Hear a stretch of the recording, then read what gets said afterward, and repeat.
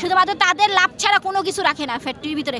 তাদের চিন্তাধারা একটাই যে আমরা তাদের জিনিসপত্র নিয়ে বের হয়ে যাবো, তারা তালা মারবে। কেন তালা মারবে? এইসব নিয়ম না ছুটাইলে হাজারবার এরকম দুর্ঘটনা হইবে, হাজার মানুষ মারা যাবে। চারতলা ভবনটাতে কিভাবে 16 জন নিহত হয় মাত্র?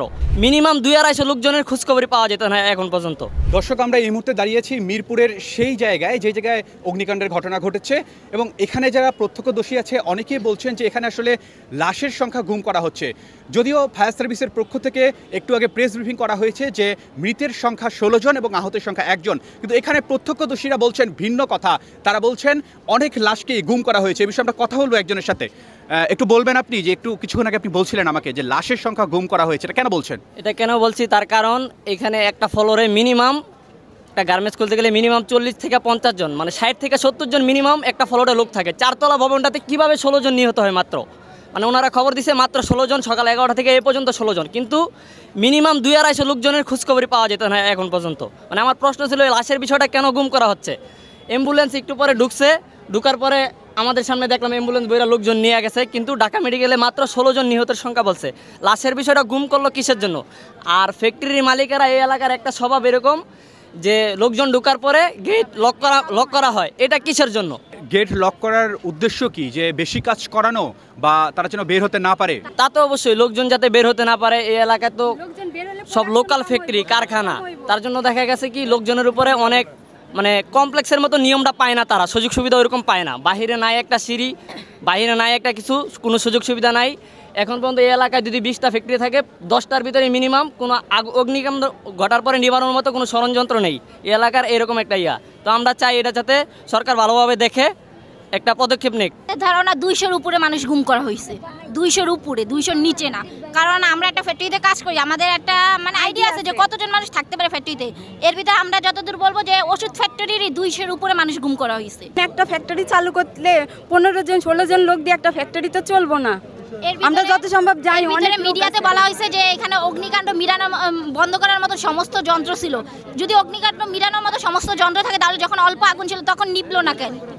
যদি থাকতো এখানে তো আমরা কাজ করি, এখানে কোনো ফ্যাক্টরিতে এরকম কোনো নিয়ম নাই, কোনো নিয়ম নাই। আমরা তো নিজেরা কাজ করি, আমরা জানি। কিন্তু এখানে মিডিয়ায় বলা হইতেছে যে এখানে সমস্ত যন্ত্র ছিল কিন্তু নিবাইতে পারে নাই। নিবাইতে পারবে না কেন? যদি যন্ত্র থাকতো তাহলে অবশ্যই পারতো। এতজন মানুষ তার নিজে জীবন দিব না, যাই না শুনা। তারা কোনো কিছু রাখে না ফ্যাক্টরিটার ভিতরে, শুধুমাত্র তাদের লাভ ছাড়া কোনো কিছু রাখে না ফ্যাক্টরির ভিতরে। এ কারণে এখন মিডিয়ার সামনে কেন তারা মিথ্যা উল্লেখ করতেছে? আমরা তো ফ্যাক্টরিতে কাম করি, আমরা দেখি কোনো কিছু কোনো রকম সুবিধা থাকে না। একটা যে ভিতরে একটা পরিবেশ তাও নাই, খালি কি যায় প্রোডাকশন দাও, বকা দাও, চালে দাও, এটা সেটা। তাদের চিন্তাধারা একটাই যে আমরা তাদের জিনিসপত্র নিয়ে বের হয়ে যাবো, তারা তালা মারবে। কেন তালা মারবে? এইসব নিয়ম না ছুটাইলে হাজারবার এরকম দুর্ঘটনা হইবে, হাজার মানুষ মারা যাবে। এই তালা মারা যাইব না, এবং তালা কোনোভাবে মারা যাবে না। গার্ড রাখে, ঠিক আছে, গার্ড রাখবে, গার্ড থাকবে, কিন্তু তালা মারার নিয়ম ছুটাই দিব। আর আমাদের প্রশ্ন একটাই যে আমাদের এত ভাই বোন কই গেছে? ওষুধ ফ্যাক্টরির ভাই বোন, ওনারা যে বলতেছে নিহত একজন আছে, নিহত একজন তো এই এলাকারই হয়েছে, যার পাও শুধুমাত্র পিড়া গেছে, সে হাসপাতালে গেছে, তার নাম মুস্তাক। তো উনি যেহেতু শুধুমাত্র আহত হয়েছে, আর কেউ আহত হয় নাই, এইখানেই তো একজন আহত হয়েছে। ওনারা যে একজন আহতর কথা বলতেছে, তাহলে বাকি আহত মানুষ কই গেল? ওনারা শুধু একজন আহত আর 16 জন মারা গেছে এই কথা বলতেছে, তো বাকি সব মানুষগুলো কোথায় গেল? আমাদের প্রশ্ন একটা, এখন আমাদের সবাইরে দেখাবে, আর নাই তো আমাদের সবাই আন্না দেখাবে যে এতজন মানুষ মারা গেছে, নয়তো এতজন মানুষ মারা যায় নাই, মানুষদের ফিরিয়ে দিবে এখন, নাই তো লাশ ফিরিয়ে দিব।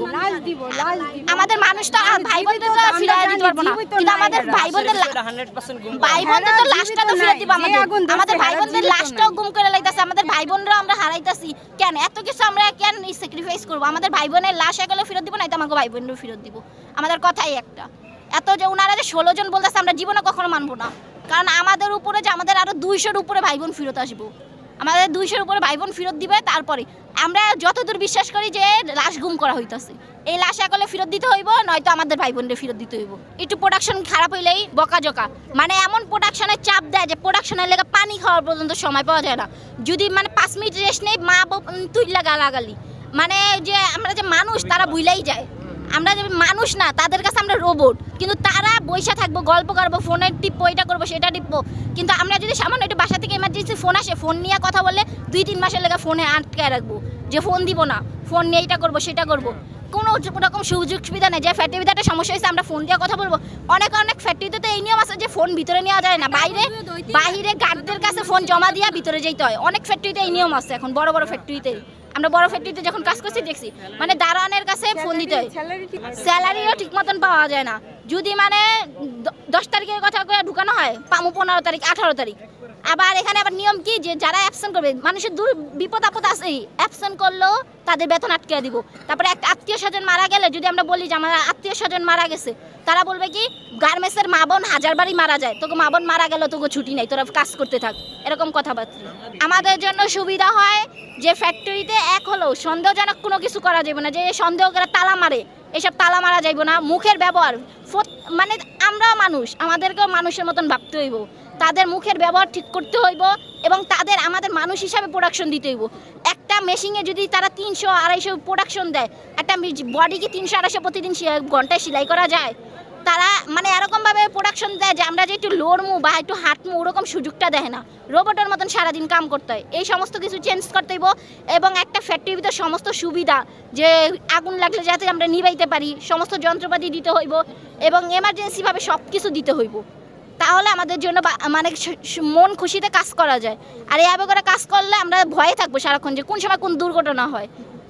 দর্শক, আপনারা দেখতে পাচ্ছিলেন যে এখানে অগ্নিকাণ্ডের যে ঘটনাটি ঘটেছে মিরপুরে, এখানে আশেপাশে যে ফ্যাক্টরির শ্রমিকরা রয়েছে যারা কাজ করেন বা এলাকাবাসী, সকলে বিভিন্ন অভিযোগ করছেন মালিক পক্ষের বিরুদ্ধে এবং সবগুলো অভিযোগের মধ্যে গুরুতর যে অভিযোগটি হচ্ছে যে এখানে আসলে লাশের সংখ্যা লুকানো হচ্ছে, গুম করা হচ্ছে।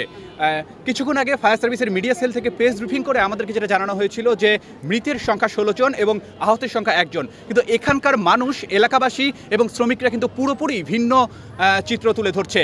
তাদের অভিযোগ যে অসংখ্য লাশ গুম করা হয়েছে এবং আনুমানিক তারা ধারণা করছে যে 200-র বেশি মানুষের এখানে প্রাণহানি হয়েছে এবং প্রশাসন এবং গার্মেন্টস কর্তৃপক্ষ সকলে এই বিষয়টিকে পুরোপুরি ধামাচাপা দিতে চাচ্ছে। দর্শক, রাজধানীর মিরপুর থেকে আরমান আলী, ডেইলি সান।